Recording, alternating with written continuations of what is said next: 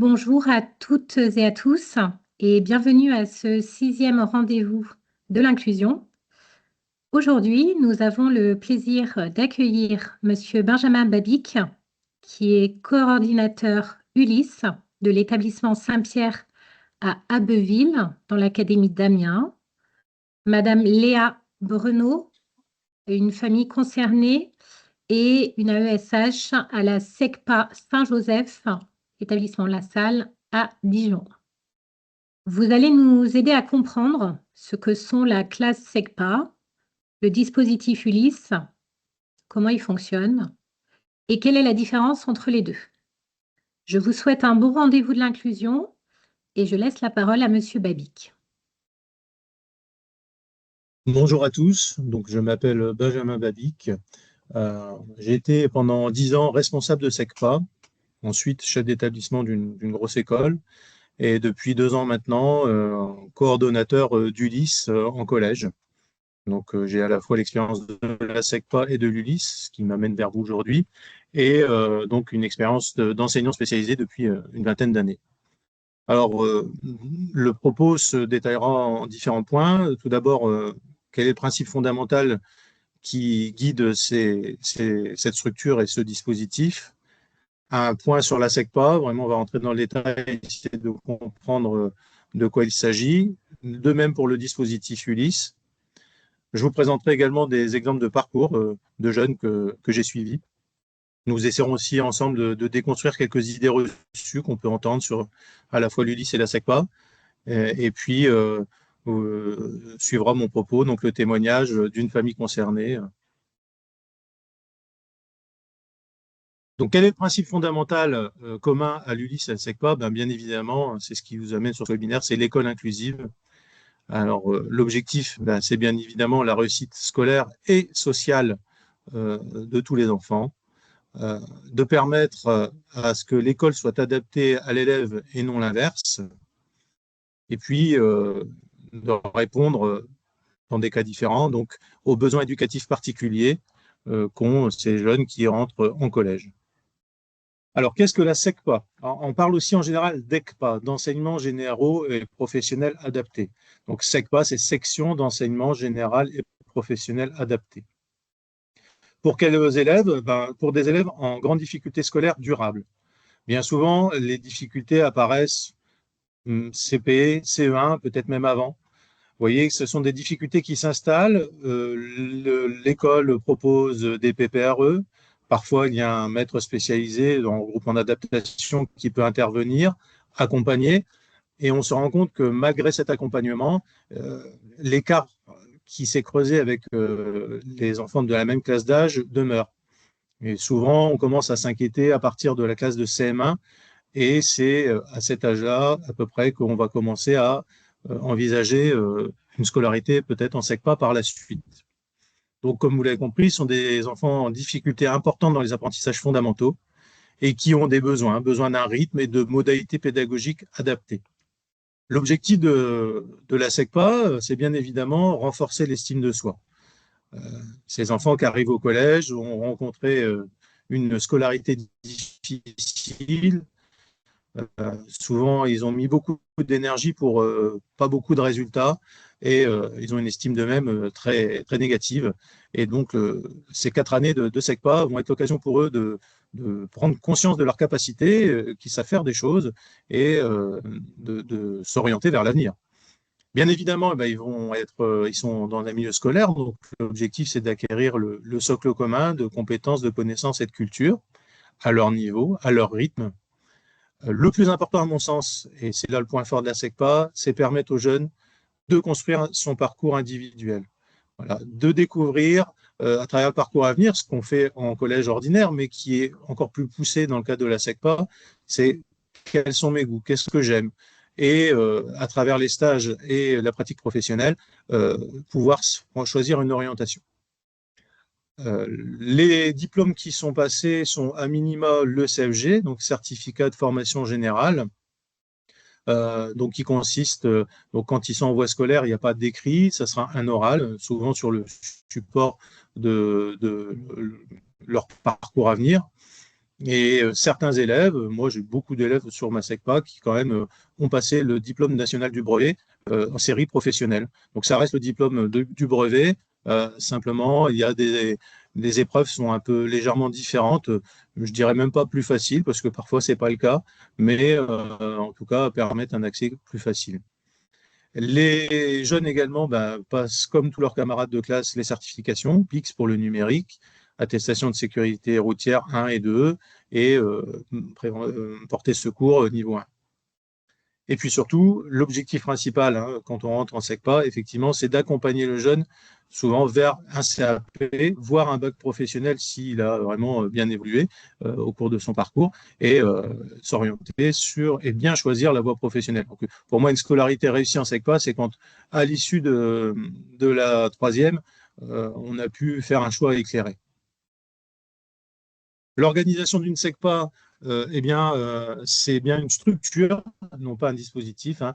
Ce sont une structure dans le collège avec 4 divisions, une classe à minimum une classe de 6e, de 5e, de 4e, de 3e, avec des effectifs réduits, puisqu'on va être alors de 16 élèves par classe.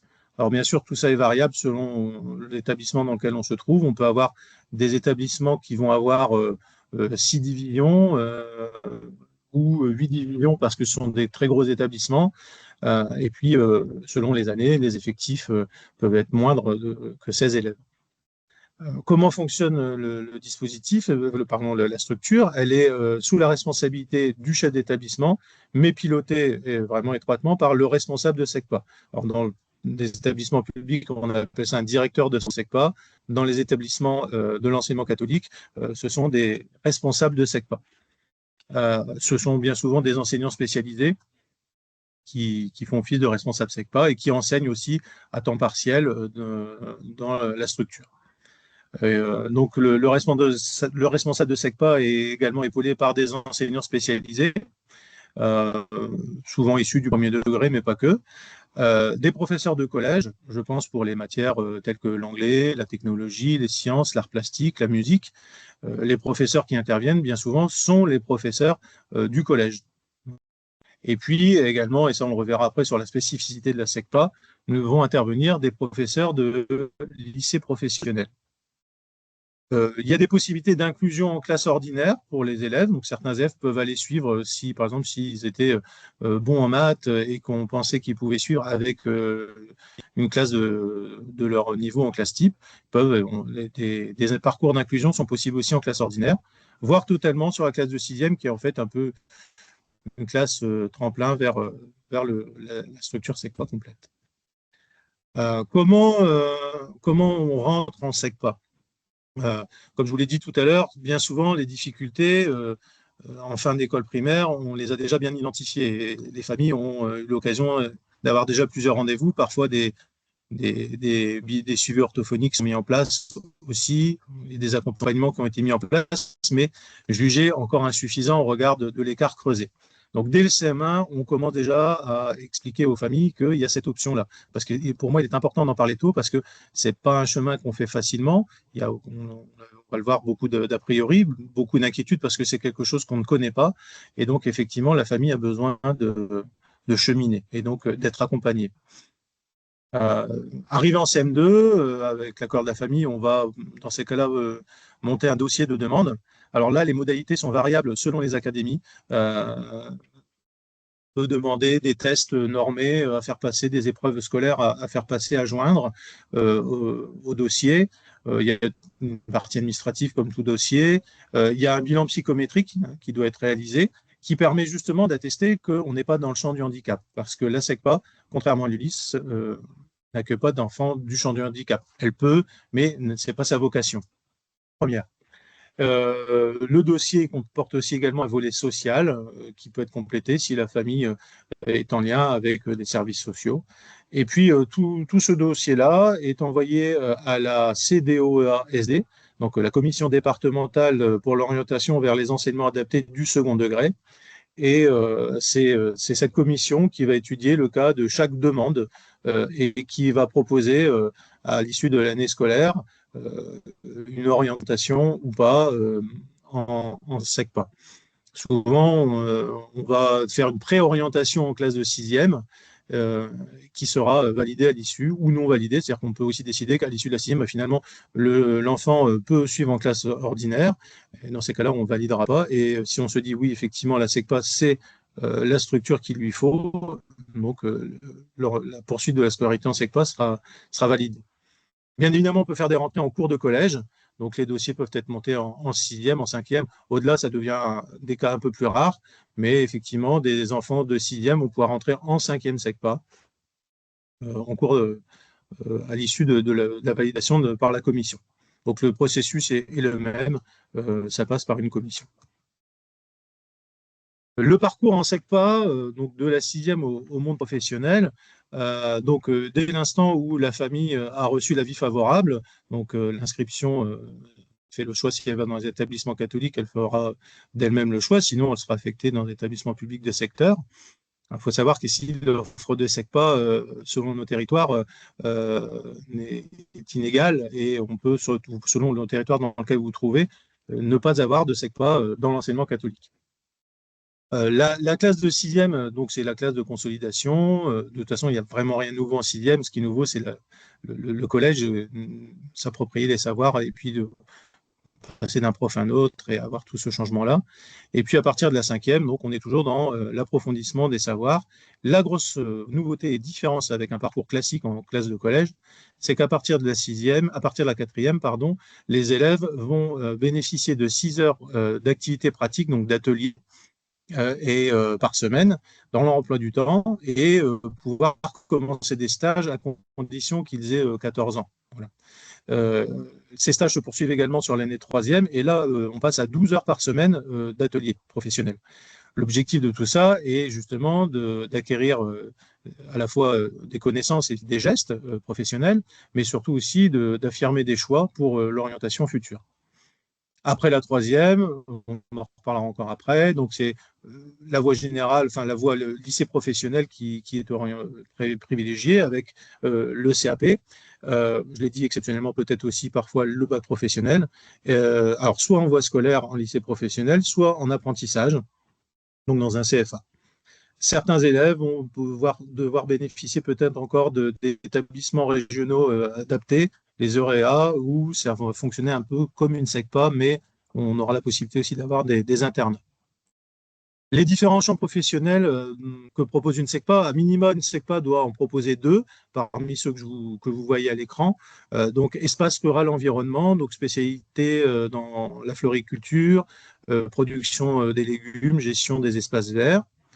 Habitat, tout ce qui est le clos, le couvert, l'aménagement, la finition, les équipements techniques. Production industrielle, donc maintenance des systèmes motorisés, véhicules, fabrication de produits mécaniques. On va également avoir vente, distribution, logistique. Et puis hygiène, alimentation, service. Là, ça va être tous les métiers de bouche, tout ce qui concerne la propreté, l'hôtellerie et les services à la personne. Donc une SECPA doit normalement au minimum proposer 2 champs professionnels parmi ces 5-là. Elle peut en avoir plus. Souvent, l'offre aussi, elle dépend du territoire. Bien souvent, quand on est en environnement rural, on va souvent retrouver espace rural environnement, mais ça peut également se retrouver sur des SECPA de centre-ville. Alors, ça peut être intéressant aussi quand vous avez le choix sur différentes SECPA et que votre enfant a déjà une idée de la poursuite de ses études, peut-être de choisir une SECPA dans laquelle le champ professionnel qui peut l'intéresser est présent. Donc, comme je vous l'ai dit tout à l'heure, la voie principale qui peut être prise, c'est donc le CAP, soit en formation scolaire. Donc, et dans ces cas-là, on passe par les procédures AFENET. Il y a, selon les régions, des fonctionnements différents, mais on a quand même des taux de pression. On connaît, les directeurs de SECPA connaissent dans leur secteur quels sont les CAP les plus demandés en général, et on accompagne au mieux les familles sur faire différents vœux, parce que parfois un jeune qui va vouloir demander un CAP en mécanique, et si on sait que c'est tendu là, dans ce domaine-là, bien évidemment le CAP mécanique sera demandé en vœu numéro 1, mais on fera une recherche aussi sur d'autres CAP pour assurer le parcours et faire en sorte que le jeune, quand il sort de troisième, ne soit pas sans solution.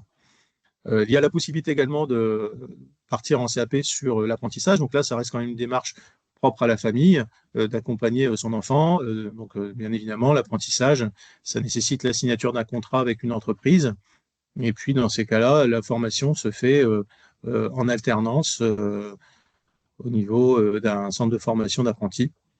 Voilà. Certains jeunes peuvent partir sur du bac pro, mais souvent, moi, les parcours qu'on aime bien, moi, les parcours que j'aimais bien sécuriser, c'est qu'on propose aux enfants de faire le CAP d'abord, et bien souvent, et très souvent même, ils faisaient le bac pro dans la foulée, c'est-à-dire que le CAP est en 2 ans, à l'issue du CAP, quand ils l'obtiennent, ils rentrent en première année de bac professionnel, ce qui fait qu'ils passent le bac en 4 ans au lieu de 3. Donc, ça leur laisse plus de temps aussi pour acquérir les compétences, puisqu'on sait que les jeunes qu'on accueille ont besoin de plus de temps.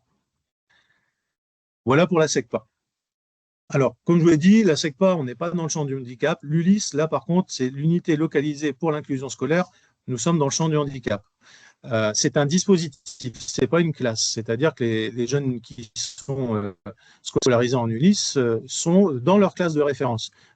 S'ils sont en 5e 1 ou 5e 2, ben, ils sont avec leurs camarades de classe. Et donc, ce sont des enfants qui sont reconnus en situation de handicap par la MDPH. Donc, il me semble qu'il y a eu un webinaire justement sur les dossiers MDPH, comment ils étaient montés.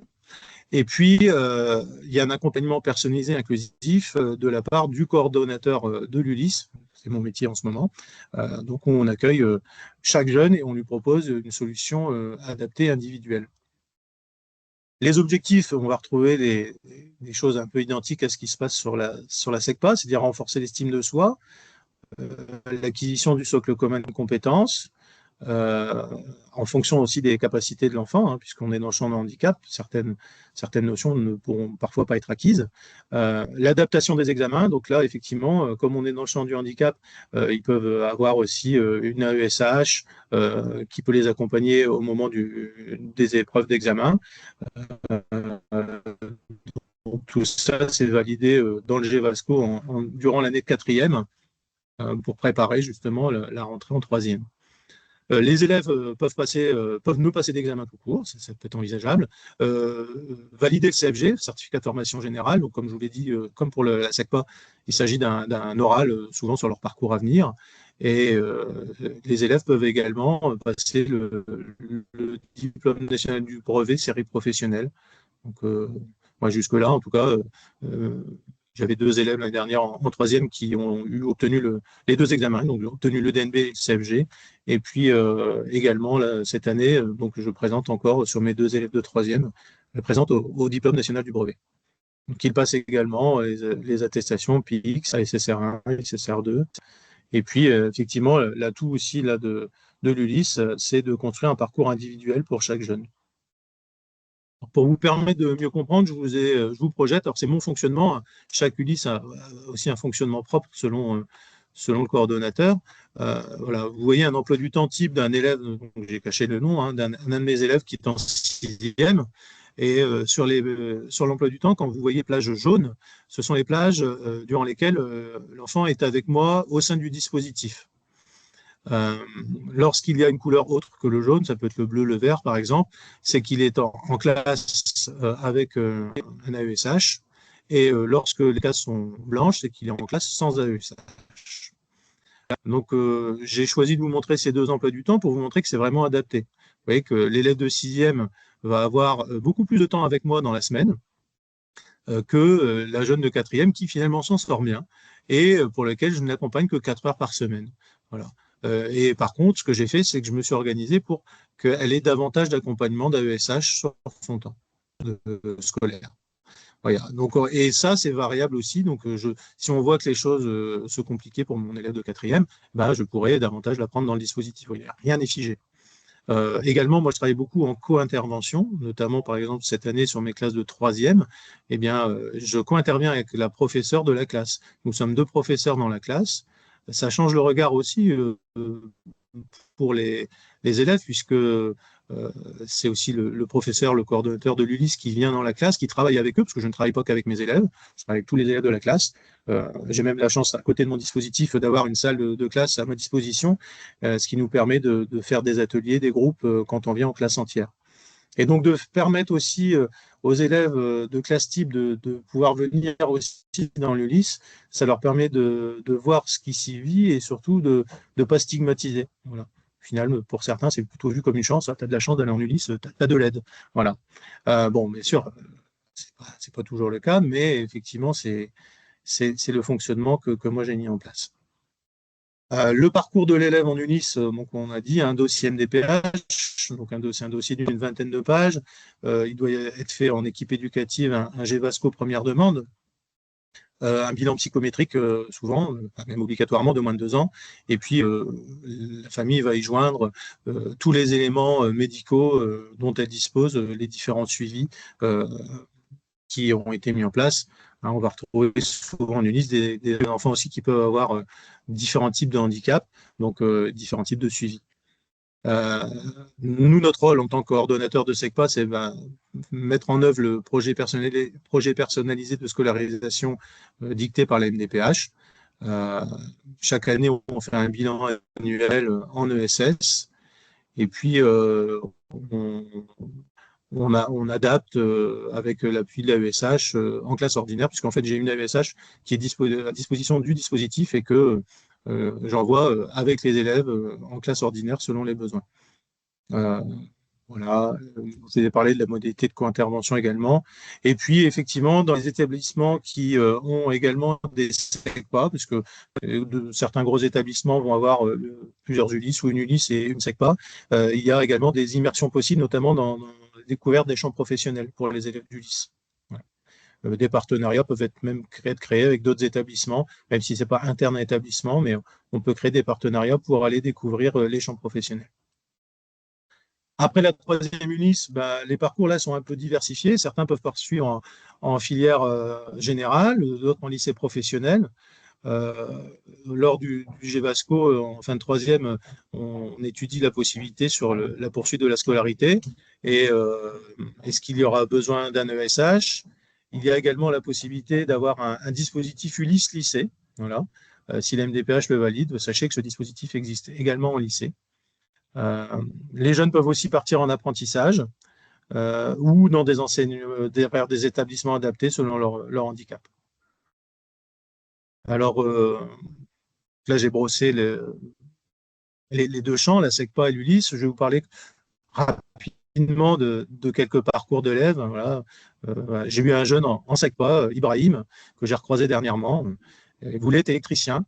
C'est sûr que il y avait un taux de pression important en électricité et il n'a pas pu rentrer directement en CAP vers le métier d'électricien parce que il a dû faire un autre CAP, mais il a persévéré et ensuite il a pu obtenir, là quand je l'ai vu, il était en formation en alternance en BTS électrotechnique, donc il était ravi de me dire que voilà, il avait réussi à atteindre son rêve. C'est un jeune courageux, travailleur, et l'ULIS, la SECPA lui a permis de développer ses compétences, d'aller à son rythme et de s'épanouir. Voilà, également Yvan, qui lui maintenant était parti dès la fin de troisième dans les espaces verts, et maintenant il gère une équipe de plusieurs personnes au niveau d'une commune sur les espaces verts, et ça se passe très bien. Noémie également, qui est une jeune qui après a fait un CAP ATMFC, donc maintenant ça n'existe plus, ça a changé de dénomination, donc c'est pour travailler au service à la personne. À l'issue de son CAP, elle a obtenu un bac professionnel à SSP, et à l'issue de ce bac professionnel, elle a entamé des études d'infirmière, mais ça ne lui convenait pas, et elle a refait un CAP petite enfance, et elle est actuellement employée en tant qu'ATSEM, un CDI signé dans une école. Voilà, bon, je ne vais pas faire tout. Vous voyez, Alan Coiffeur, il est parti en apprentissage dès sa fin de troisième parce que dans notre région à nous, il n'était pas possible de faire un CAP coiffeur en sortant de SECPA en voie scolaire. Il a eu en apprentissage et là, il travaille depuis au moins, je crois que ça fait 5 ans, 6 ans même, dans l'entreprise qu'il avait accueilli comme apprenti. J'ai un autre élève qui est mécanicien automobile, un autre employé chez Intersport. Vous voyez, quelques parcours pour vous dire qu'il y a une vie après la SECPA. Donc, rapidement, puisqu'il me reste à peine une minute, la SECPA, comme vous l'avez vu, c'est une structure au sein du collège avec une pédagogie, un enseignement adapté. La grosse différence, c'est qu'avec l'ULIS, c'est qu'on va être sur de l'enseignement pré-professionnel où, avec 6 heures en quatrième et 12 heures en troisième, les jeunes vont apprendre à découvrir différents métiers et compétences relatives à ces métiers. L'ULIS, là, on est plus sur un dispositif. Les élèves sont inclus dans une classe ordinaire et vont venir, selon leurs besoins, dans le dispositif, travailler en petits groupes avec l'enseignant spécialisé. Donc, dans les deux cas, c'est un accompagnement renforcé et bienveillant. Les parcours sont évolutifs, on peut passer de l'un à l'autre, voilà, rien n'est figé. Et surtout, le mot que j'ai à vous dire en tant que parent, c'est que rien ne se fait sans vous. Aucune décision n'est prise sans le dialogue et l'accord des parents. C'est-à-dire que même si la commission décide d'une orientation, vous avez le droit de la refuser. Alors, la SECPA, est-ce que c'est une voie de garage? Ben non, je pense que là, avec les exemples que je vous ai montrés, ben non. Effectivement, j'ai aussi je peux avoir des contre-exemples, mais quand même, j'ai une majorité d'exemples très positifs sur ce qui a pu se vivre. Mon enfant sera stigmatisé. Là, normalement, l'avantage d'avoir soit la SECPA ou l'ULIS, c'est d'avoir un interlocuteur qui est là vraiment pour accompagner chaque jeune. Donc, quand on va se retrouver face à des situations difficiles, il va pouvoir les régler peut-être plus facilement et intervenir plus vite. Moi, mes élèves d'ULIS, on ne les voit pas, ils sont dans la cour du collège. Vous ne faites pas la différence entre un élève d'ULIS et un élève de classe ordinaire. Ils ont leurs camarades, leurs copains, ils vivent leur vie. Quand on est entré, on peut plus en sortir. Ben non, il y a des parcours qui permettent de passer d'un dispositif à l'autre. Mon enfant ne va rien apprendre. Là encore, voilà, c'est un peu une crainte de se dire bah, il ne va pas suivre au même rythme que les autres. Mais si on envisage ce dispositif ou cette structure, c'est justement parce que l'enfant va avoir beaucoup de difficultés à suivre en classe ordinaire. Donc, il va apprendre des choses, il va apprendre à son rythme et surtout, on évite le risque d'être en situation d'échec et de déscolarisation, hein. Ça, c'est ce qui peut guetter des jeunes qui vont être en souffrance à l'école parce que l'école n'arrive pas à s'adapter à eux. Et les parents n'ont pas leur mot à dire, comme je vous l'ai dit, effectivement, si au contraire, rien ne se fait sans votre accord.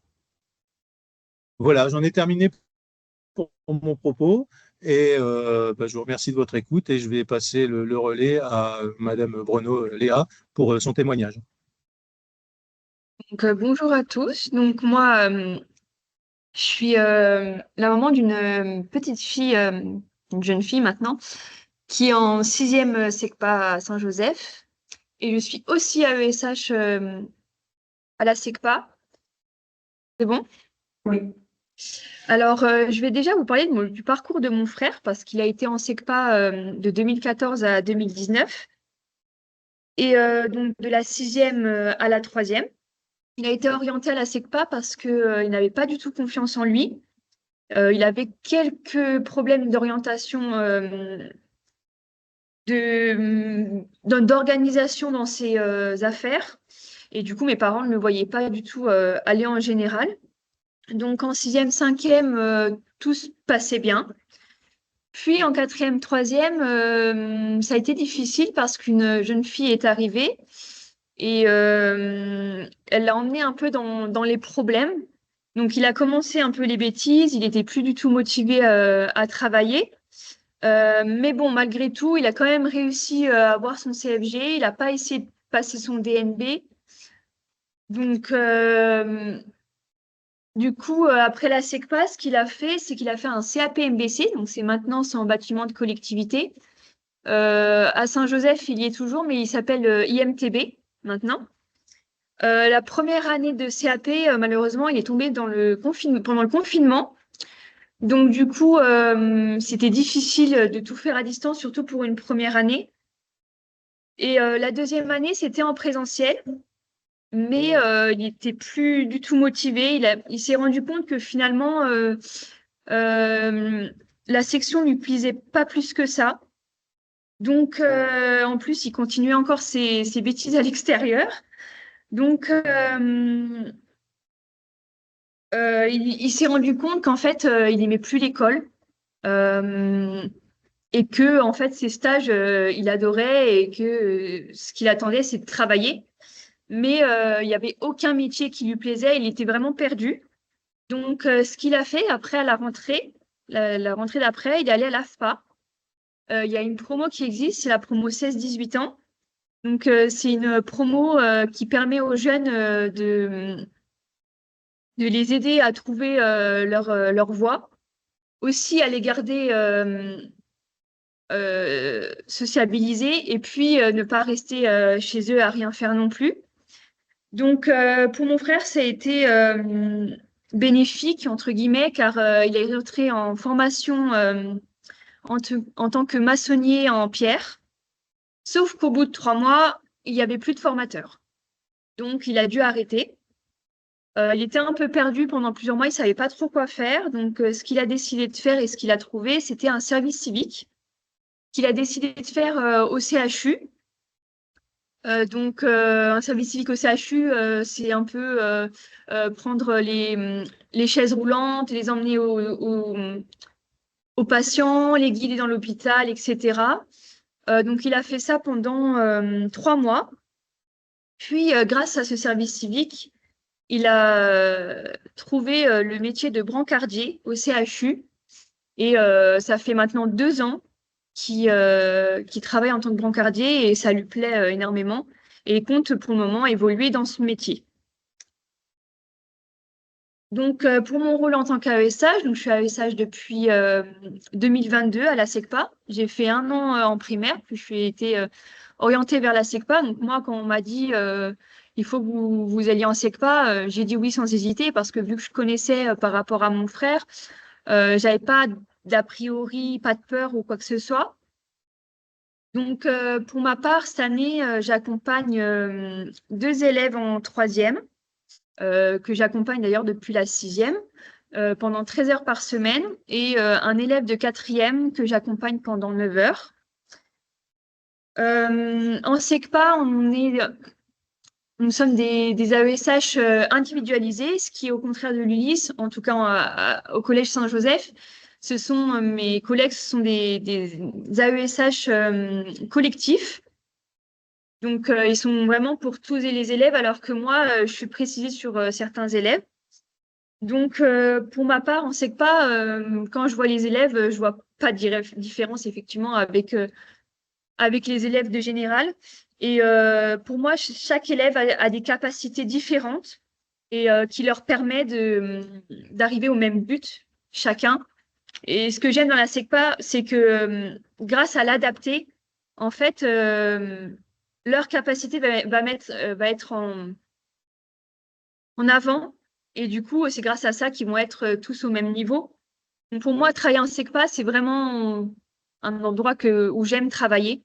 Ce que j'aime, c'est travailler en équipe parce qu'en SECPA, on est, en tout cas ici à Saint-Jean, c'est vraiment, on a une salle des professeurs pour nous et dès que j'ai fini le cours, je peux discuter d'un problème sur mon élève, etc. Ce qui est différent en général parce qu'en général, il faut trouver le professeur, il faut qu'il ait le temps de nous parler, il faut que déjà aussi qu'il sache qui on est parce que des fois, c'est pas le cas.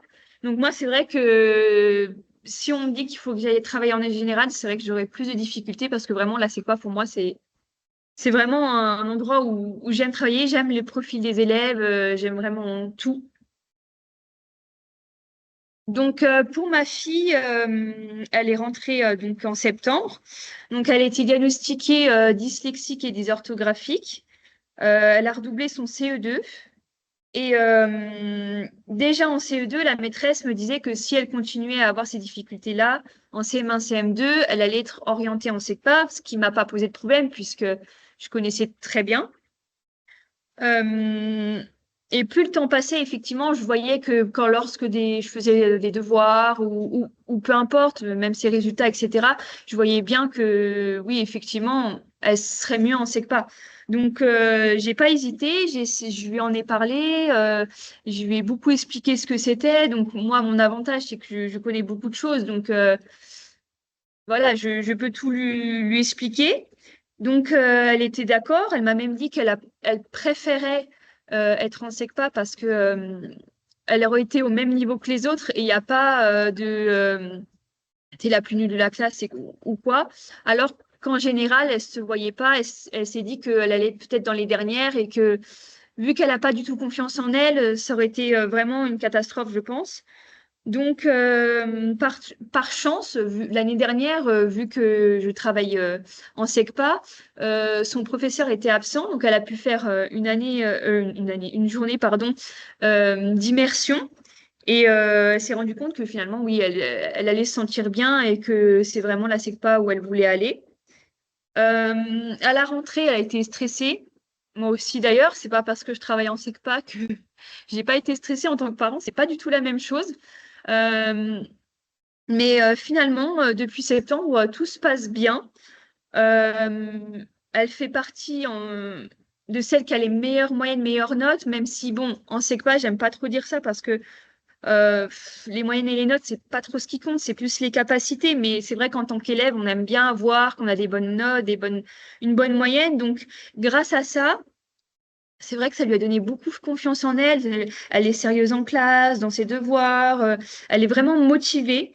Et en tout cas, grâce à tous ces points positifs, maintenant, je trouve que petit à petit, elle commence à avoir confiance en elle. Et ça me fait extrêmement plaisir parce que c'était mon but en la mettant ici. Je sais très bien qu'en la mettant en général, vraiment, ça aurait pas pu être été possible. Je pense qu'elle aurait perdu toute confiance en elle, le peu qu'elle avait déjà. Euh, Moi, je trouve qu'il y a beaucoup de préjugés des autres élèves sur la SECPA. Ils connaissent pas, ils se rendent pas compte. Et du coup, dans la cour, c'est vrai qu'ils demandent, ils posent des questions. Et il y a certains élèves de SECPA qui ont honte de dire qu'ils y sont. En tout cas, pour ma fille, elle n'a pas honte du tout et elle le dit avec fierté parce que pour elle, elle ne voit pas de différence. Et comme elle voit que ça l'a fait évoluer, vraiment, elle a vraiment aucune honte de dire qu'elle est en SECPA. Et ça, je trouve ça super parce que c'est vraiment, comme j'ai dit avant, certains élèves, pour eux, c'est vraiment très difficile. Elle me dit pourquoi j'aurais honte. Il n'y a aucune raison. Et effectivement, je suis d'accord avec elle. Donc, merci à tous de m'avoir écouté. Merci beaucoup pour cet échange. Donc, on arrive donc au terme de ce webinaire. Je tiens à souligner, comme l'ont rappelé les intervenants aujourd'hui, que les propositions SECPA et Ulysse sont là pour renforcer l'estime de soi et aider les jeunes dans leur choix éclairé pour leur scolarité. Et nous, parents, nous avons aussi les chefs d'établissement et les enseignants à qui nous pouvons faire confiance par rapport à leurs conseils pour nos enfants. Pour ceux qui souhaiteraient revoir ce webinaire ou le partager, le replay sera disponible sur l'espace grand public du site de l'appel. N'hésitez pas à le consulter et à le diffuser largement auprès des parents qui pourraient être intéressés par ces informations. Je tiens à remercier chaleureusement Madame Léa Breneau, Monsieur Benjamin Babic pour leur disponibilité et les précieux conseils qui ont été donnés aujourd'hui, ainsi que l'équipe des salariés de l'appel national qui a accompagné et soutenu tout au long ce webinaire. Le prochain rendez-vous sera le 5 mars avec pour thème orientation en enseignement supérieur, besoins éducatifs particuliers et insertion professionnelle. Je vous souhaite un bel après-midi.